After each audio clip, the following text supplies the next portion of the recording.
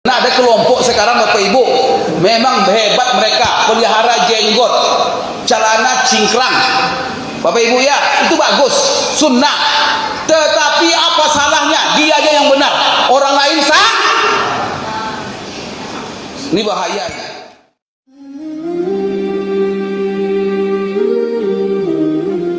Maka semua sesatkan. Zikir berjamaah bid'ah, yasinan bid'ah, pengajian-pengajian seperti ini semua kerja orang semuanya bid'ah dibuatnya. Ini orang nyasar nih. Jadi kalau ada yang menyala-nyalakan Bapak Ibu, nanti saya mufti Pekanbaru, suruh dia. Kalau ada ustaz-ustaz bilang yasinan bid'ah katanya, mengaji orang mati bid'ah katanya, mengaji seperti ini bid'ah, suruh dia menghadap saya nanti. Jangan dibicarakan depan-depan kamu, suruh dia menghadap saya nanti. Karena ini sangat luar biasa, memecah-mecah belah masyarakat Pekanbaru. Sehingga dia saja yang ahli surga, semua orang. Sehingga apa? Berguru hanya kepada guru dia saja. Kalau tidak guru dia, tidak mau dia ngaji. Itu sunnah, itu sunnah di kepalanya, itu bukan sunnah.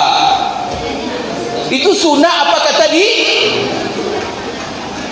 Pak Ibu sekalian, ini kelompok ini berbahaya ini. Ini kelompok ini memecah belah masyarakat. Nanti buat masjid sendiri, buat pengajian sendiri. Kemudian apa? Bertemu dengan orang lain kayak musuh aja. Begitu ya Rasulullah. Rasulullah jangankan dengan orang Islam, Pak. Dengan Abu Jahal saja. Abu Jahal. Bagaimana Abu Jahal memusuhi Rasulullah, menyakiti Rasulullah sampai membunuh Rasulullah. Ketemu dengan Abu Jahal itu senyum terus Rasulullah. Sampai Abu Jahal itu bilang, cerita sama Mughirah. Apa kata Abu Jahal? Saya tak tahan melihat menantang wajah Rasulullah itu lama-lama, wajah Muhammad. Karena kalau lama-lama saya melihatnya, masuk Islam saya. Ini ada orang sekarang, Pak, depan saudaranya sama sholat yang berjamaah, masa macam mukanya. Sunnah tuh. Syaitan itu. Kita bisa Bapak Ibu, karena ada Bapak Ibu ya. Kalau kita mendengar pengajian ada kebenaran, silakan terima kebenaran itu, amalkan kebenaran. Tapi kamu jangan sombong. Kalau sombong itu setan. Karena pekerjaan sombong itu adalah pekerjaan iblis. Maka orang sombong itu siapa kata Rasulullah? Karena Rasulullah bilang apa? Tidak akan masuk surga orang dalam hatinya ada sifat sombong. Maka Rasulullah ditanya sahabat, kami diantara kami pakai baju baru ya Rasulullah, kami pakai sandal baru ya Rasulullah, bagus, apakah itu sombong ya Rasulullah? Apa kata Rasulullah? Kalau itu kalian pakai untuk keindahan, tidak sombong. Innallaha jamilun yuhibbul jamal. Sesungguhnya Allah itu indah, suka kepada keindahan. Tapi yang sombong itu kata Rasulullah, batarul haq wa ghamtun nas. Tetapi yang sombong itu adalah menolak kebenaran, kemudian melecehkan orang. Tidak ada habis sama lainnya, Pak. Apa yang katakan sama sunnah itu tidak ada gunanya itu kalau orang lain melecehkan. Apalagi dileceh-lecehkan ustaz-ustaz, Pak. Ustaz Abdul Somad dihina, ustaz apa ini, semua ustaz-ustaz ada dia kecuali ustaz dia. Maka ini Pak ya, jangan sampai masuk di masjid-masjid kita seperti ini nih. Berbahaya. Bapak Ibu jangan tertarik itu. Dia digoda-godanya Bapak Ibu. Dibilang-bilangnya, ngapain kamu beragama? Bid'ah kerja kamu, bid'ah. Tokok kepalanya itu.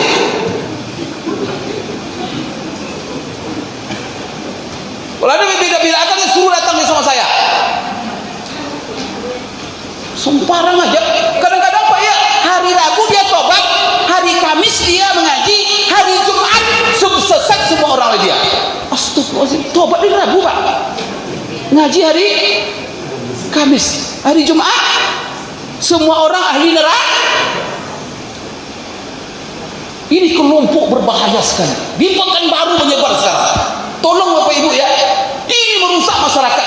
Saya sebagai mufti Pekanbaru, saya ini ingatkan kepada Bapak Ibu, itu wirid yasin Bapak Ibu itu bid'ah sesat neraka katanya itu. Yasin neraka.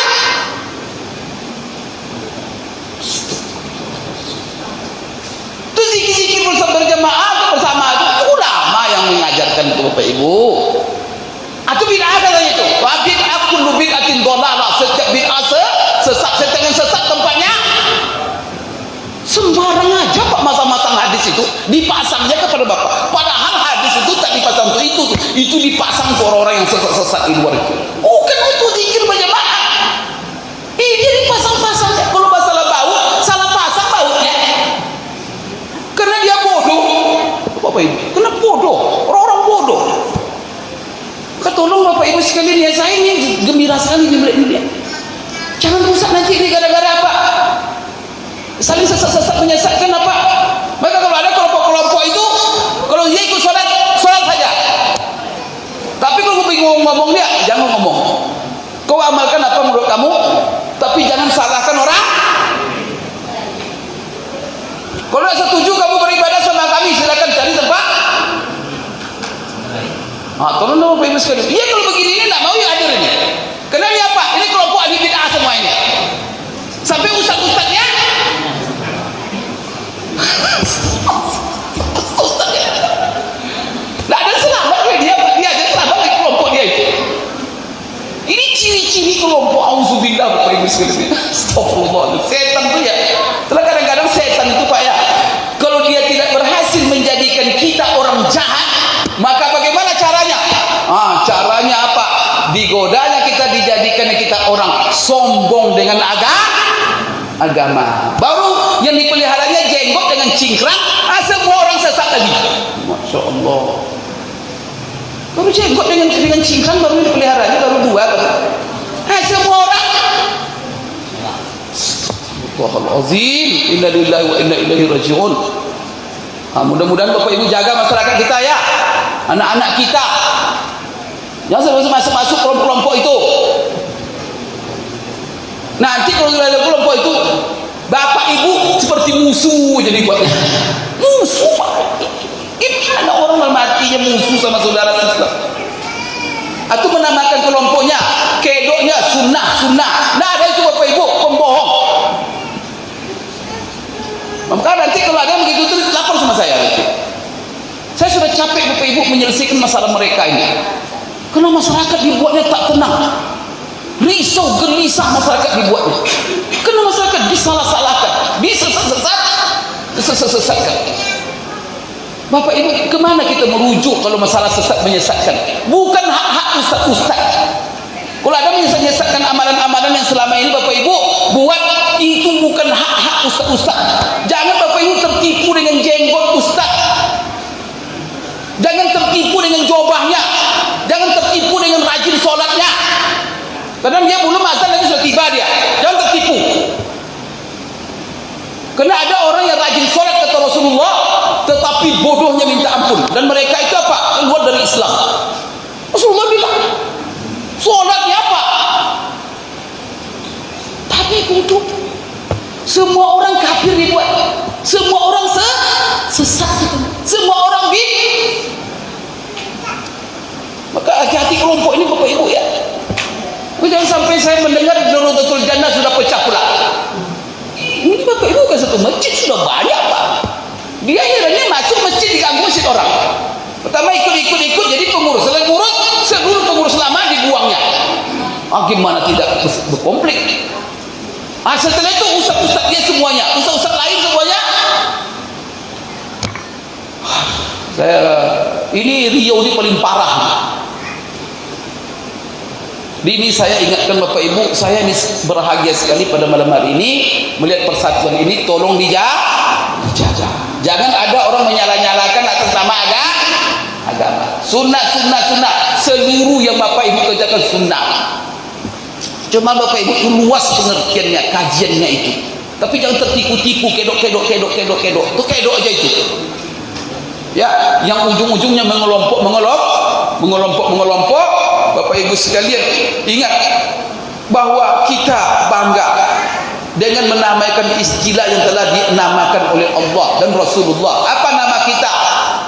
Wala tamutunna illa wa antum.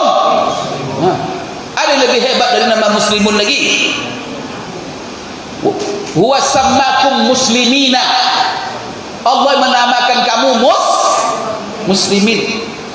Dalam apa kita baca? Inna salati wa nusuki wa mahyaya wa mati lillahi rabbil alamin. La syarika lahu wa bidzalika umirtu wa ana minal. Ada nanti di bawahnya kelompok ini namanya jangan muslimin. Kita membangun ukhuwah selama dia Islam, saudara. Innamal mu'minuna ikhwah. Orang-orang beriman bersaudara. Selama dia orang beriman, saudara. Bayar hak-hak ukhuwah. Ketemu salam dia, berikan wajah yang ceria, senyum. Begitu. Apa kata Rasulullah? Wala tahqiranna minal ma'rufi syai'a walau an talqa akhaka biwajhin talib. Jangan kau remehkan kebaikan sekecil apapun, sekalipun kamu hanya menemui saudaramu dengan wajah yang ceria. Ini enggak, belum dia berjenggot, belum asam mukanya lagi, pas boleh berjenggot.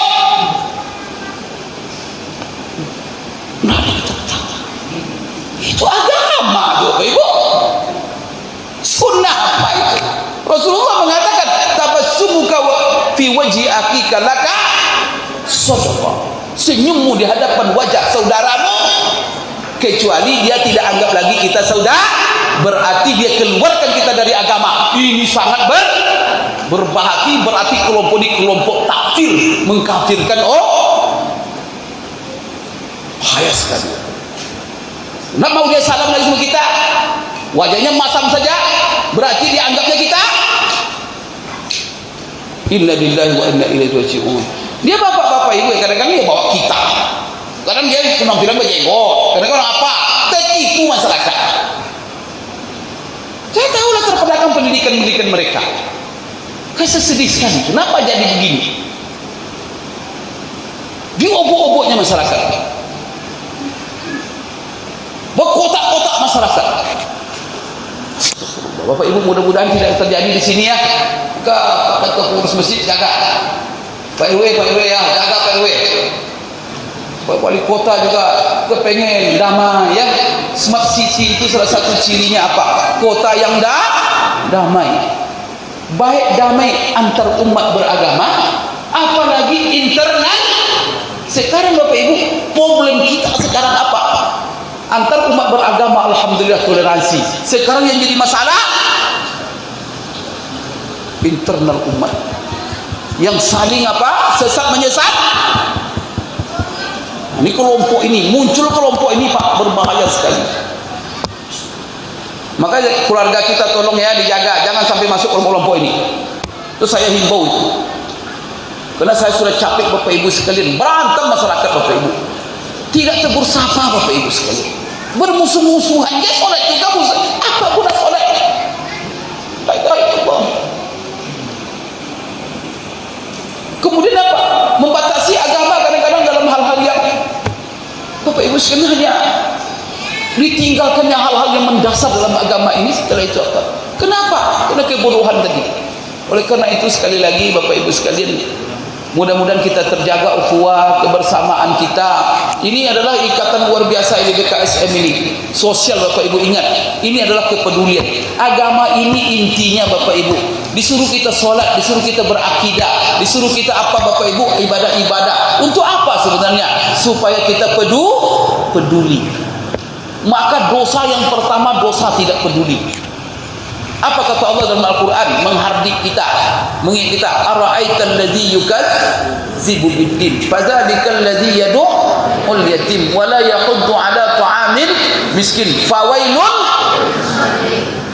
Apa artinya itu? Tahu nggak Bapak Ibu? Seorang ulama pernah menanya muridnya, tahu kamu enggak apa pekerjaan yang paling dimarahi oleh Allah? Maka muridnya bilang apa? Meninggalkan sholat Syekh. Apa kata Syekh itu? Tidak, bukan meninggalkan sholat. Tahu nggak? Pekerjaan yang sangat dimurkai oleh Allah dari seorang hamba ketika dia tidak peduli dengan apa dalilnya Syekh? Dibaca ara'aital ladzi, siapa yang mendustakan agama? Orang yang tak peduli kepada anak yatim, orang yang tak peduli kepada orang miskin, tidak peduli kepada sesama saudara.